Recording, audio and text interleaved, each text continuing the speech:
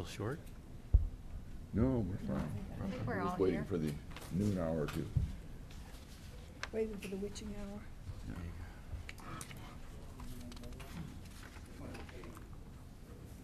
This is good.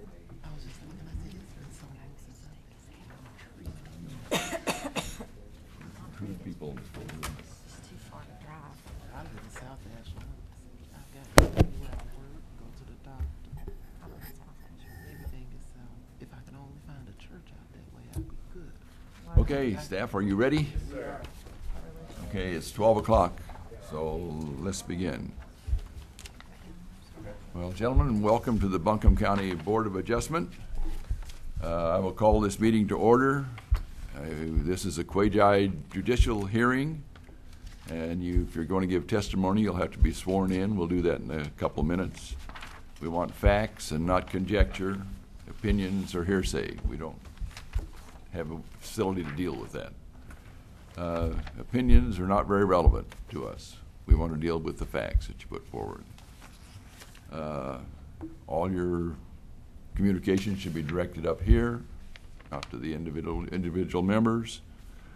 And we can only act on issues that are in our purview.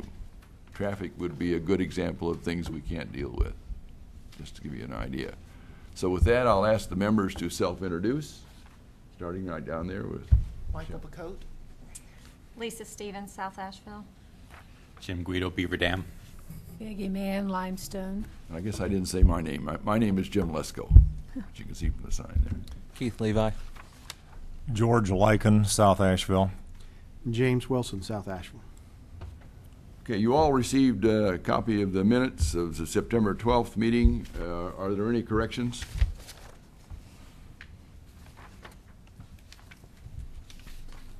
Hearing none, the minutes shall stand as submitted. And if you're going to testify, which I assume you are, please put your hand on the Bible there. You solemnly swear to tell the truth, the whole truth, and nothing but the truth, so help you God? I do. Okay. Okay. Josh? Before we introduce the first case, I'll just make you aware that we have 8 members present today, so we'll need to select someone to serve as an alternate Okay. and refrain from voting. Who was the selected alternate? That's usually... Mr. Bacote is the stated alternate unless Okay. somebody needs to recuse Mr. themselves. Bacote, then you're welcome to stay, or if we wish to encourage you to do that, but we will proceed, but it comes the time you will not have a vote. Okay, the case...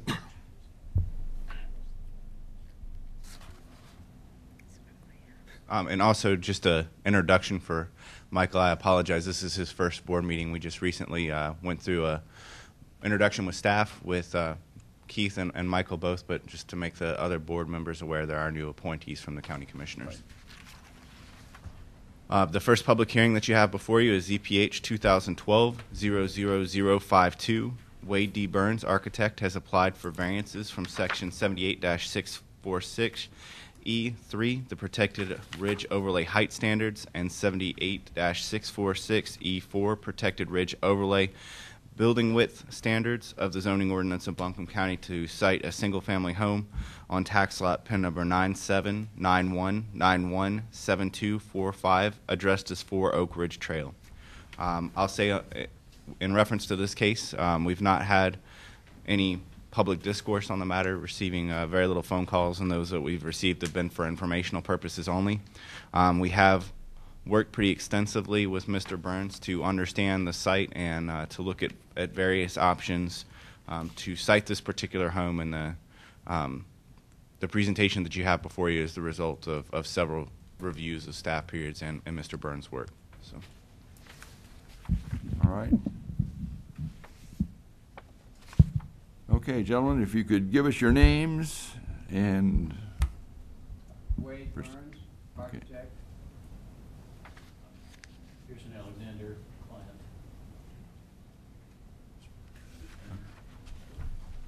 Okay, tell us what you plan to do and why you need this variance. Thank you, Mr. Chairman. Thanks to all of you for taking your time out to do this. We have 2 variances. One's for height and one's for width of the lot. And what we looked at was how we could meet everybody's requirements, the Laurel Ridge communities, covenants, and the counties. And what was very obvious to us was that the screening on the low side is the purpose of everything we're looking at, that we don't impact the viewscape on these developments so that tourism and everybody else is happy. We have, on the issue of width, we can comply with the width without a variance, but we will be operating outside the intent of the ordinance, and I'll get to that in just a second. The only way we can comply with height is if we worked most of the year designing the house. Because the height is limited to 25 feet, measured high and low and including chimneys, we're putting the one floor right down the ground. Front door's 2 inches above the ground. We can't go into the attic, but we went to a basement, and the basement door comes out 2 inches above the ground. The variance we've requested is so that we might be able to have 9-foot ceilings. And not to have 8-foot ceilings on a mountain house with nice views is sort of like looking at a periscope. A couple of the feet in this variance application deals with the reality of what happens to the disturbed earth. And we have worked to site the house so that that is absolutely the minimum possible. And so what I'm aware of is that when we are said and done in trying to clean up the property, we'll need about 24 to 30 inches of retaining wall out a few feet from the house. We've included that height in this request so that we're not, playing any games or whatnot. And so we're at about 28 and a half feet or so. We've reduced after we got our partial approvals and rejections from the Laurel Ridge group, we reduced the house about 700 square feet, using a synthetic fireplace, no chimney, unless it's just a gas vent piece, doing everything we can to comply. And so hopefully, as we go through the second part about protecting the screening, that will cover both of these requests.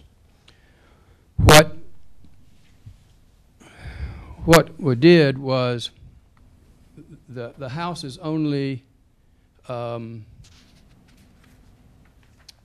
it's 1,700 feet. I forget where I wrote it. 1,700 feet on the main floor, 13 or so in the basement. Because this is the property width measured for the purposes of the ordinance.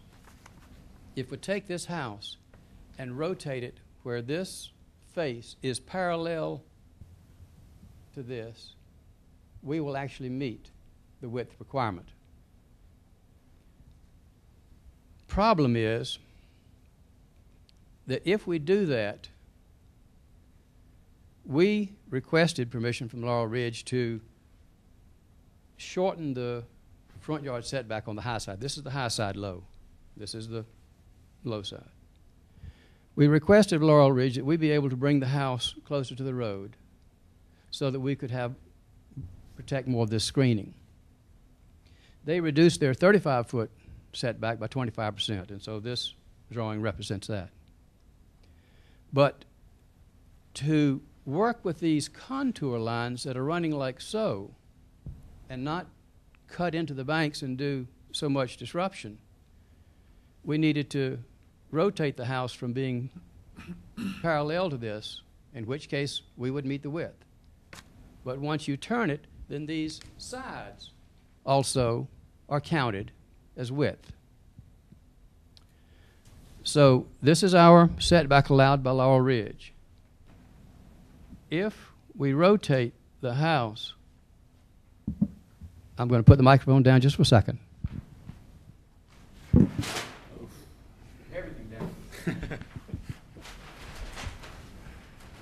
Some days things just don't go right, you know. Y'all can make it okay.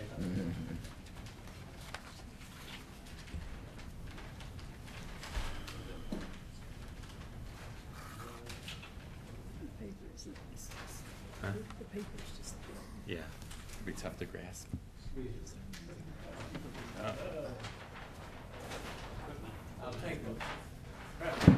I'll go back on the record here. Sorry. When we rotate this up to be parallel, the width exceeds, and so that's why we have the width request. What happens is that when we hold this corner down here by my index finger, we're too close to the property line on the low side. Now, what we have done, we've gotten a nationally recognized tree expert who lives in Swananoa to come up and inspect the site. And his evaluation is that this property was clear-cut, turn of the previous century to all of us being born. That what's up there it's on a little ridge, and so there's sufficient rock underneath the soil that the roots have had to fight for what they've got. The trees are not, they're mostly scarlet oak. They have reached their maturity, but not in size because they're stunted and won't get bigger. The roots have had to fight for what they could, so they're out beyond the drip line. If we go in and meet the width requirement, the damage to that root mat will be such that the intended natural screening will be lost over the course of the following 60 months from construction. So the first request to increase the width is merely so that we can protect and preserve the very screening the ordinance intends to have there. Taking in then the height, by preserving the screening, we also have minimized the impact of the height.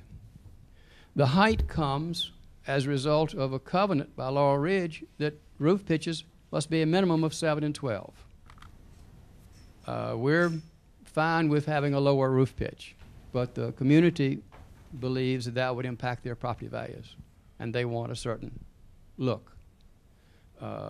So we're trying to meet that. And of course, you have in your packet where we submitted and they rejected our request for setbacks and so forth, which could have helped us.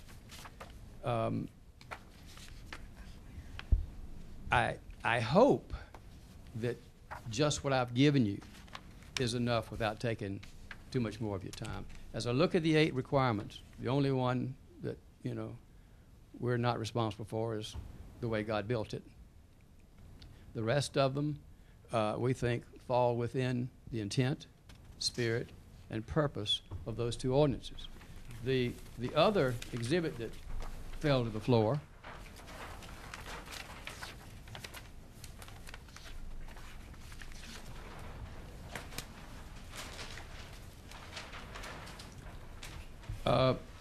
also helps in understanding, okay, thank you, helps in understanding this is the lot. It's going downhill here. You see the reservoir from here. By the time you get opposite straight north, then these lots are as high or close enough to being as high as this lot. So they can see the house in winter, or they can see the house if the natural screening is gone. Well, there are the ones that have set the standard that want the height because they want the 7 and 12 roof pitch. If you go beyond the Laurel Ridge community, you've hit the Asheville Watershed, the Pisgah National Forest, and Mount Mitchell. And one member of the Architectural Review Committee called me to say that his house, which is twice as tall as this, which is underneath it, he was able to see it when it was under construction, had that red plywood roof on it, from 6.5 miles away on the parkway in the winter, the part of the parkway that's often closed in the winter. Which is to say that we think that the two variances are completely within the intent of the ordinance, and we would be going against the intent of the ordinance to comply with the width requirement. And if we did that, we would then expose the extra 3 feet of height that can't be seen if we will preserve that natural area. We're in an awkward situation in that we have a street on the high side and the low side of the lot. And Perry, if you would just hold up the drawing with the color on it, and put this down.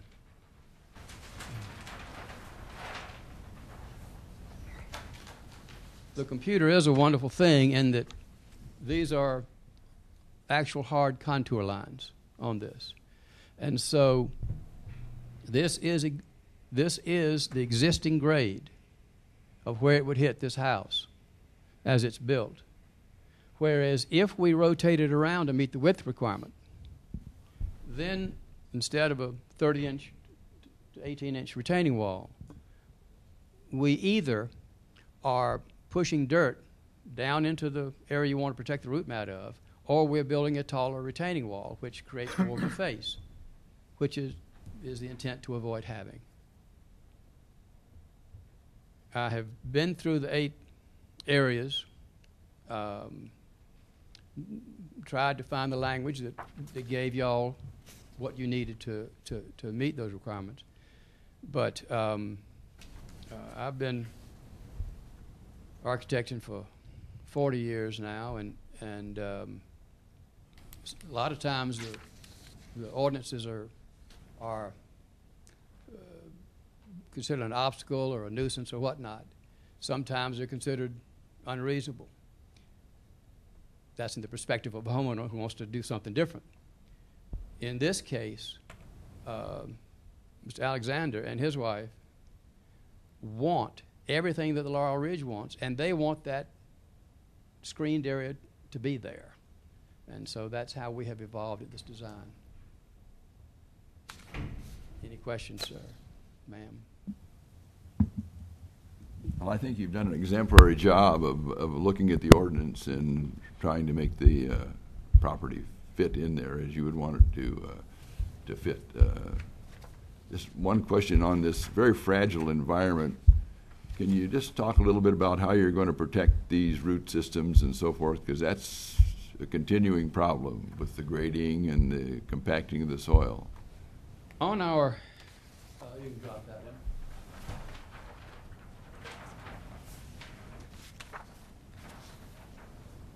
I am an architect. I'm also a licensed general contractor. And I'm well aware of intentions versus a contractor's reality and a subcontractor that showed up there early one day and what happened. We have, for our disturbed area and impervious area, complied with the requirements of the ordinance. And that includes an understanding that what's between the front of this house on the high side and the road is, as a practical matter, going to be disturbed. As an important matter to the homeowner, and that's in a section over there, the front door, 2 inches above the ground, is a couple of feet lower than the road up above it. The last thing you want is, it's bad enough to open the door and snakes there, but if it's a water moccasin and he's deep in water, that's worse. So the house has been, this is the garage, this is the main part of the house. The house has been elevated 2 feet above the road, which gives you about a ½ an inch per foot to slope away. Recognizing that because this is shallow earth on a rock substrate, raising that couple feet is going to be mighty important as well. And so our disturbed area is principally in front, and that lets us get as close as you saw in that other drawing to the protected area, the screening area, so that we're only having to do a retaining wall 30 inches and so forth, 2 feet high there. And that line of that retaining wall is natural right now, so we don't have to go beyond that. Our disturbed area does go beyond that by about 10 feet. So that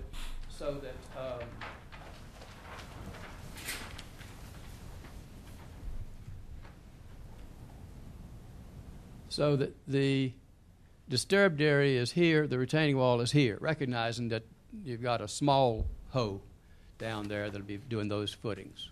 And so there'll be some disturbance there. So there is, and all of which is to say, it's actually easy for us to put up our protective fencing here because all of our access to the site will be on the disturbed side of it. There's not any reason to be in there.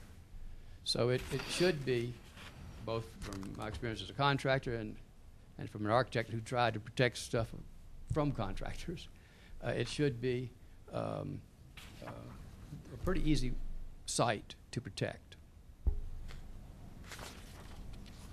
Are you going to take a commitment to make sure that that's protected? Because it's one thing to have the permission and then have the retaining wall in place and so forth. But it's easy when you get in there to run the machinery down anywhere it'll go. The Laurel Ridge community has an impressive enforcement mechanism, and they have covenants that right strong, and they've got fines for workers being there past 5 o'clock. They got fines if we disturb earth without the right permit. They've got fines if our erosion control is down, and that's in addition to what the county might do. And they're there. They're on the site. And as we would very likely be one of only 1 or 2 houses under construction, we won't miss anybody's attention. So I'm anticipating that enforcement will be rather effectively carried out. Hey, In Wade, addition to our cooperation. one question about you've done a very nice job with your drawings and your projections. One of the more important things that these ordinances are trying to achieve is of the visuals. I mean, what you see from the different stances out, the distance close in. In the science of your industry, is it possible to create that? I mean, like a Google view thing where you could have to show this body or really anyone what you're going to see. You know, you take the parameters of your projected home and you put it in there, and you'd have a view from the different spots in Parkway, back in Black Mountain, whatever. You could build a model in SketchUp, put it in Google Earth. I'm thinking of SketchUp. Look at it in Google Earth from wherever you want to look at it. I'm thinking that would be a valuable tool because we look up here and we're impressed. I mean, that's nice work. And I think that I'm reasonably supportive of this. I think it'll work okay. But that visual is something that would give a firmer grasp of whatever body you're talking to. What Laurel Ridge, they control colors, and we'll be using a weatherwood shingle, asphalt shingle, which sort of close to the color of that screen. It just disappears in woods. You know, it has sort of the colors of brown and the grays of bark and so forth. So then it's a matter of what color we use on the exterior wall faces, and the covenants require Laurel Ridge's approval of our colors and so forth, and they also want them minimized and neutral and earth-friendly. What we have to do next is, when and if we clear this hurdle, we can then begin giving the final working drawings together and the materials and so forth, and get that in front of the Laurel Ridge Architectural Review Committee to try and get approval.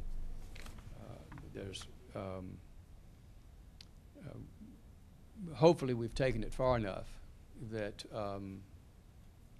we can give you comfort that we're sitting right within the intent of these ordinances, which, quite frankly, are new and folks are still getting used to. And I'll note for the board that the proposal that Mr. Burns is presenting, at least in my understanding, surpasses our screening requirements in that it uses mature trees rather than trying to augment the site with immature trees that may or may not flourish there. So we're probably seeing an abundance of screening compared to what we typically see on a site like this, and we know it's relatively stable. Okay. I would also say,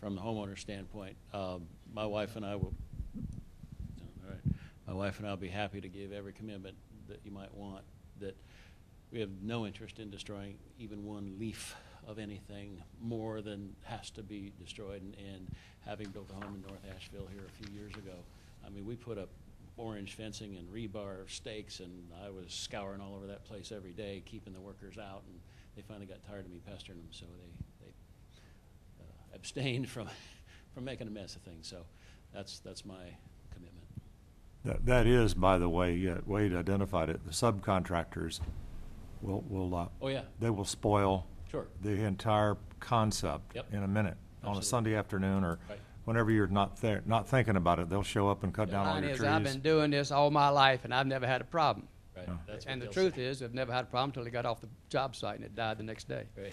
That's right. Wait, I had a couple of questions. Yes, sir. On the roof height, what's the minimum roof pitch that you would be able to put on and 712 is what to is their minimum. meet the county That's ordinances? what this is drawn. To Oh. meet the county No, ordinance? to meet Laurel Ridge, it has to be a I 712. understand that. What's the minimum roof pitch that you could put on this house to meet the county ordinances? What would it require? Would a 612, if you were allowed a 612, and I understand you have restrictions from the homeowners association, would 612 meet that? Be safe, it'd be about 5 and 12. 5 and 12. And the ceiling heights? Well, Did that's, you that's indicate to be able if, to if have you 9-foot ceilings. if you had 8-foot ceilings, would it meet the? Would you be able to get the house in? If we had 8-foot ceilings, We have a few, they had 8 foot. and if we took, and where I showed you those retaining walls, if we took and started being silly and threw a few wheelbarrows full of dirt against the one that was the highest, we could cheat it back down to get within it. But it would be, the only thing that'd be effective would be to lower the pitch. But if we went with, we could go for the 25 feet with 8-foot ceiling downstairs, 18 inches of structure, and 8 foot, maybe 4 inches upstairs. You're asking for almost a 4-foot variance. So I'm imagining that dropping 2 foot of ceiling height, you're still going to need a variance, unless you really lower that roof pitch. Oh, that was with, yeah. Yes, ma'am. Yeah, the irony is that we as the homeowners would love to have a 4x12 or a 5x12 roof pitch, and the Yeah, I Laurel Ridge understand that. says we cannot allow. So we're fighting against our own wishes here. I think it is the rock in the hard place. And I'll also note that the plans that Mr. Burns submitted are a rare exception where he was extremely honest with the height and counted the retaining wall structure below the house toward that height limitation. That's something that most people try to avoid, and we end up in a lot of arguments. From a staff perspective, we're really happy to see him include that because it does account for the visual impact, and it's a more fair assessment of the height. Probably to his detriment, he could do some things that could mitigate it and move that retaining wall out from the foundation system, get away from counting against the height, but it's going to raise the visual impact while just getting them around the ordinance. So, Well, it seems to me that you fully considered this project, and one of the things that this board tries to do is to do the right thing at the end of the day. I think you fully considered it, and I'm favorably disposed to allow this, but I'm only one vote up here, so. Gotcha. I think that it fits in with the rest of the community there. You've crossed all the T's and dotted all the I's and gone even a step beyond that from my perception. So I think, I don't know, other board members' comments? I had one more question for Josh. Could you just give me just a quick thumbnail on the height restrictions, how that works? Is it lowest point to highest point? Does the average play into this? It's an average, just simple mean of the lowest point where the foundation meets the ground to the highest point all the way up to the top of any chimney structures. So we should be looking on these schematics, we should be looking for the average roof height rather than the highest point is what we're looking at? Correct, yeah, that average. And I believe there's a schematic that shows There that. is, average roof, it's 2711, it's the average.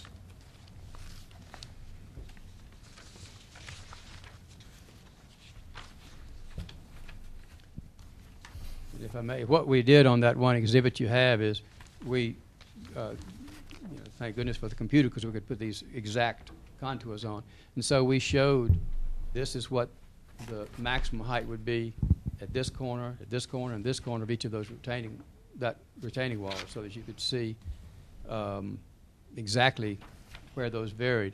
And what I was vice chairman of the Zoning Appeals Board of Fulton County for a number of years, and one of the things that we would do in a case like this is we would make the exhibit, if we chose to approve it, make the exhibit part of that approval, and that way you don't have someone coming back later and say, well, you approved 27, 28 feet or whatever else, and now I'm counting it a different way. If that's any help. All right. Any further comments from the board here before I close the hearing? Seems that we have no public here today. At this time, I'm going to close the public hearing. And gentlemen, I would ask you, is the information you provided the board true and accurate to the best of your knowledge and belief? Yes, sir. Yes, sir. I'm fairly warm to this, Jim. Okay. I propose to make a motion to adopt the findings of fact. Mr. Chair, based upon the evidence presented to this board, including the following exhibits, the petitioner's application, the submitted development plan, the GIS maps, the finding of facts worksheet, and other data on the table, I move that this board adopt the following findings of fact. 1 through 7A, A through G. Okay, is there a second to that motion? I'll second. Okay, there's been a motion and a second. Any further discussion? All in favor, say aye. Aye. Opposed? Let the minutes show a unanimous approval. Okay. Now, we need a motion to approve or deny the variance. Based upon the foregoing findings of fact, and for the reasons set forth therein, I move that the requested variance be approved. I'll second. Okay, there's been a motion and a second to approve the variance. Any further discussion? All in favor, say aye. Aye. Opposed? Let the minutes show unanimous approval. Okay. Any further business before us? That's all the business you have before you today. Okay, I shall close this hearing at 12:34. Thank you. Very good presentation. You guys did your Very homework. nice. That makes it easy.